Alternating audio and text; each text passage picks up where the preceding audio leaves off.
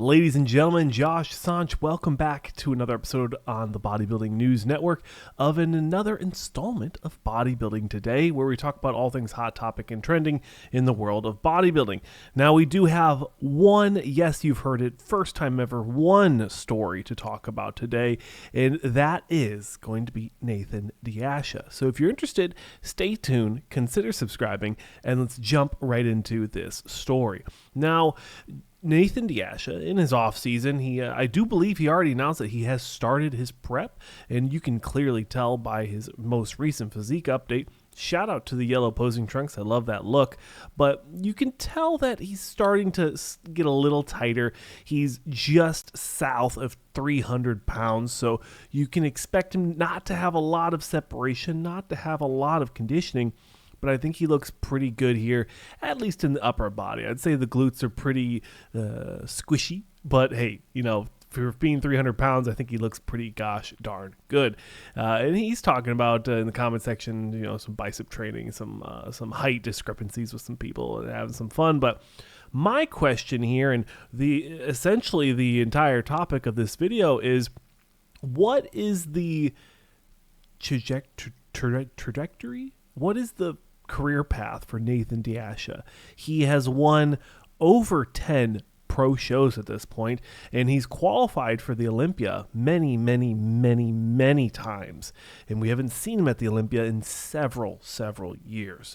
So the question that I actually posed to him was, hey Nathan, do you have any interest, since you're having issues with visas going to the United States to compete at the Mr. Olympia, would you ever consider having a Kai Green-esque story arc and doing exclusively the Arnold Classics, specifically the Arnold Classic Brazil and the Arnold Classic UK? I don't think he should have any issues traveling to those countries specifically. Nathan, in the comments, he was not showing any interest in doing that at all. He actually replied saying, hey, I don't have any interest in that at this time. So my idea here is Nathan is going to continue to win pro shows in the European Tour, doing those shows and winning them, and adding to his essentially to his bodybuilding legacy by having more and more professional show wins. Now, are those wins going to translate into an Olympia appearance in 2024?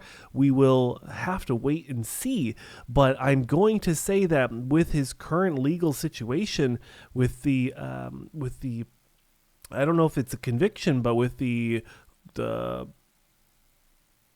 I don't even know what you want to call it, but essentially he got busted for distributing performance-enhancing substances, and also with the pandemic, he was in an issue legally with having his gym open, and he had to battle with that. Now, I'm not giving an opinion on these topics. I'm just telling you the facts of what is his current legal situation. So with those situations being still present and still affecting him clearly from him not being able to compete at the 2024 Mr. Olympia, I'd have to say that those legal issues are going to continue into the 2024 Olympia, right? He couldn't compete in 2023. He got to Florida and he was not allowed entry into the United States. He was stopped at the airport, the international airport there. So I can't imagine his legal status changing anytime soon. These legal issues seem to really linger on, and at least with the performance-enhancing ingredients charge, that I believe is already done. So that's something that's going to stick with him for the rest of his life. So again, I wish him the best. I really do hope he continues to win a bunch of shows and continues to be competitive in these lineups.